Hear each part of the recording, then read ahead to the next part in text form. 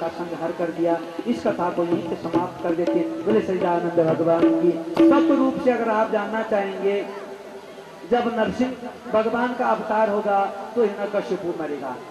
बोलो नारायण नारायण नारायण, बोलो नारायण नारायण श्रीमन नारायण नारायण नारायण श्रीमन नारायण नारायण वृंदावन हरिलाल की कथा प्रारंभ। और 4 युगों का एक महायुग होता है और 71 महायुगों का एक कल्प होता है।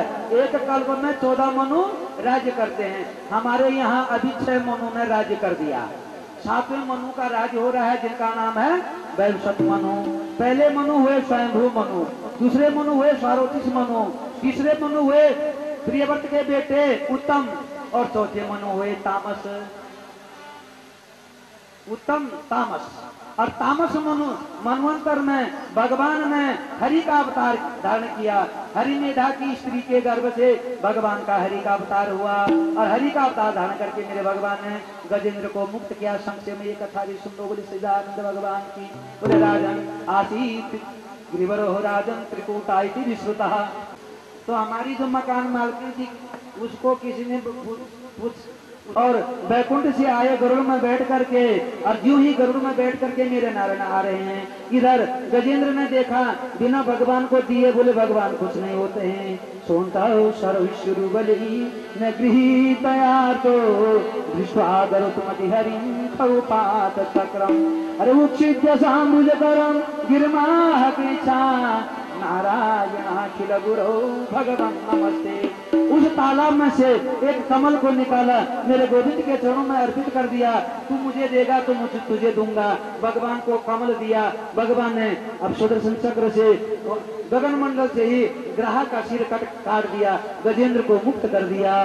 ग्राह थोड़ी देर में एक जो है पीतांबरधारी दिव्य गंधर्व के रूप में अवतरित हो गए और गज जो है एक मनुष्य के रूप में खड़े हो गए। प्रिय परीक्षित महाराज, मैंने आपको ये बताया, ये जो गज था ये पिछले जन्म में इंद्रद्युम्न नाम का राजा था।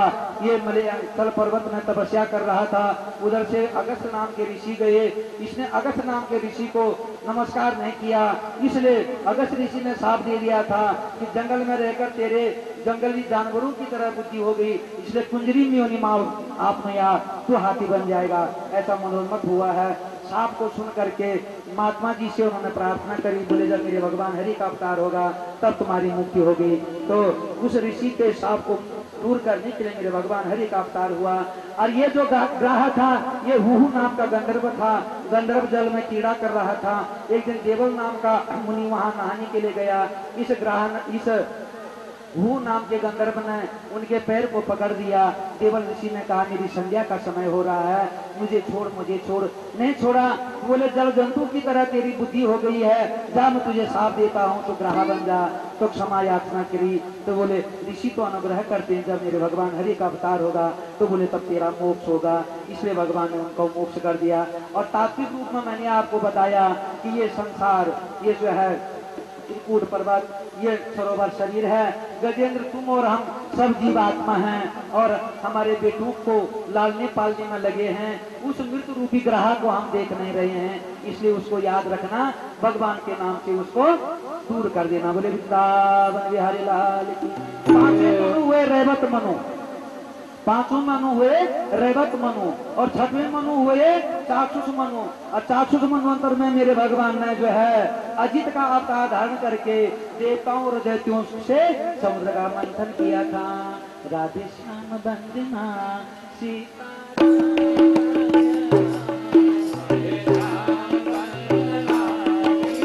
राम वंदना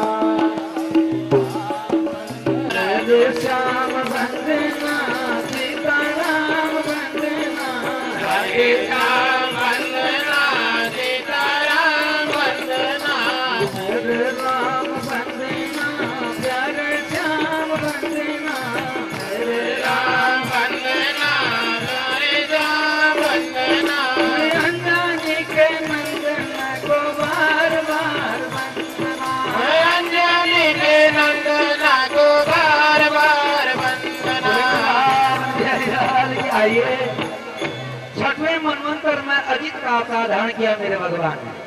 कश्यप की कितनी पत्नियां हैं बोलो, फटाफट बोलो, कलकत्ता सुनाई थी। कौन कौन? दिति और अदिति। दिति के दैत्य, अदिति के देवता। देवता और दैत्यों का हमेशा युद्ध होता रहता है। ये दोनों हमारे शरीर में वेद बुद्धि अवेद बुद्धि, या यूं समझो देवता सत्व गुण है और दैत्य तमोगुण है। जब तमोगुण आदमी कब बनता है कि कोई नहीं ऐसी जग माही, अरे प्रभुता पाही जाही मद नाही। शंकर भगवान ने सती से बोला था कोई नहीं अस जन्मा जग माही, ये संसार में ऐसा कोई आदमी नहीं है जो पैसे पा करके अभिमत नहीं होगा। पैसे का दोष है राजन। तो दैत्य बल बढ़ गया। दैत्यों का जब बल बढ़ गया, बोले तुम श्रीहीन हो जाओ, ताकतहीन हो जाओ। दैत्य बल बढ़ गया, दैत्यों ने देवलोक पे चढ़ाई कर दी। देवता बेघर हो गए, भगवान विष्णु के पास गए। भगवान विष्णु ने कहा एक काम करो, ये बार बार लड़ाई तो ठीक नहीं है, ऐसा काम करो कि समुद्र मंथन करो। समुद्र मंथन करके उसमें से अमृत निकलेगा, तुमको मैं अमृत पान करा दूंगा, तुम अमर हो जाओगे। जब दैत्यों से युद्ध भी होगा तो कोई बात नहीं। क्या बात, निकल पड़े। बोले मंदराचल पर्वत की मठानी बनाना, बासुकीनाग का नेत्र बनाना, लेकिन दैत्यों को साथ लेना पड़ेगा। ध्यान से सुनो, अगर अमृत का मंथन ही करना था तो देवता अपने आप कर लेते।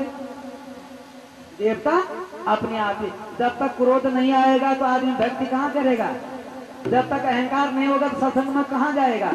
इसलिए दैत्य और देवताओं के द्वारा ही जो है आत्मा का साक्षात्कार होता है, अमृत निकलता है वो। ठीक है, दोनों से, दुर्वृत्तियों से और सद्वृत्तियों से। राजन, लेकिन दैत्यों से संधि कर लेना, उनको समझा देना अमृत निकलेगा, हम सब पिएंगे, उसमें से जो भी निकलेगा आपको संधि करनी पड़ेगी। बोले ठीक है, जो वो मांगेंगे उनको दे देना। राजा बलि के पास गए, राजा बलि उनकी बात को मान लिया। मंदराचल पर्वत को उखाड़ करके लाए, जब उखाड़ा तो ले जा नहीं सके, भगवान ने अपनी शक्ति उनको दे दी, अजित का अवतार धारण कर दिया। बोले अजित भगवान की, अजित भगवान। मंदराचल पर्वत को लाए, समुद्र में डाला तो समुद्र में डूबने लगा। जब डूबने लगा तो मेरे भगवान ने कच्छप का अवतार धारण कर दिया। बोले कच्छप भगवान की, कच्छप के ऊपर रख दिया। मंदराचल पर्वत को बासुकीनाग का नेत्र बना दिया और देवता लोग, दैत्य लोग बोले उनके पूंछ की तरफ, और देवता लोग मुख की तरफ चले गए। अब दैत्यों को लगा कि सर्प की जो पूंछ होती है वो जो है मंगलमय नहीं मानी जाती है, मुख उसका जो है मंगलमय माना जाता है। उनको क्षोभ हो गया, भगवान ने आंख मटका दिया अजित भगवान ने, और देवताओं ने मुख छोड़ दिया, पूंछ पकड़ दी। दैत्य लोग मुख की तरफ चले गए और बासुकीनाग का जो जहर था, उस जहर से उनका जो बल था वो नष्ट हो गया। मंदराचल का मंथन हो गया। प्रिय परीक्षित महाराज, सबसे पहले विष निकला, वो भगवान शंकर को पिला दिया। उसके बाद कामधेनु नाम की गाय निकली, वो ऋषियों को दे दी, क्योंकि गाय से दूध और घी होगा, उससे यज्ञ होगा। उसके बाद उसमें ऐरावत नाम का हाथी आया, उसको इंद्र ने मांगा। दैत्य लोग विचलित होने लगे। फिर उच्चश्रवा नाम का घोड़ा निकला, उसको जो है राजा बलि ने मांगा, वो राजा बलि को दे दिया। उसके बाद उसमें कौस्तुभ मणि निकली, वो भगवान विष्णु ने अपने गले का हार बना दिया अजित भगवान ने।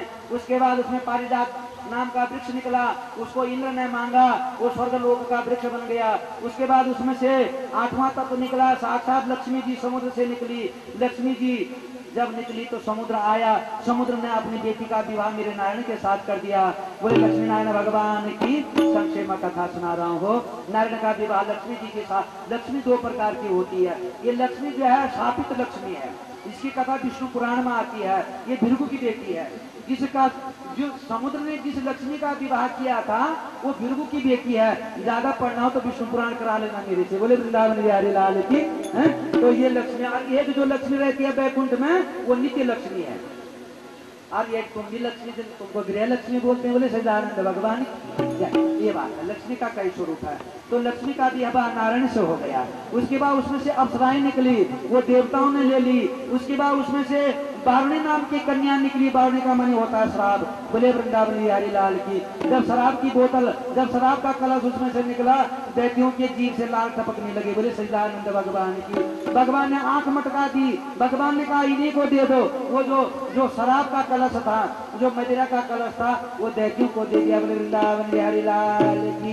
अब ये बताओ मेरे को, ये मदिरा का पान करने वाला कौन होता है? बोलो फटाफट बोलो। आहा, उसके बाद उसमें से जो है धन्वंतरी महाराज अमृत का कलश लेके आए। इसमें केवल 10 रत्न निकले हैं भागवत में। अन्य पुराणों में 14 रत्न, चंद्रमा भी माना गया है, हमारा घोड़ा कई और माने गए हैं, ये भी माना गया, शंख भी माना, कई चीज माने गए, लेकिन भागवत के केवल 10 तत्व लिखे हुए। धन्वंतरी महाराज निकले और अमृत का कलश, ये हमारे मेडिकल साइंस के, आयुर्वेद के प्रणेता हैं, अवतार हैं आयुर्वेद के।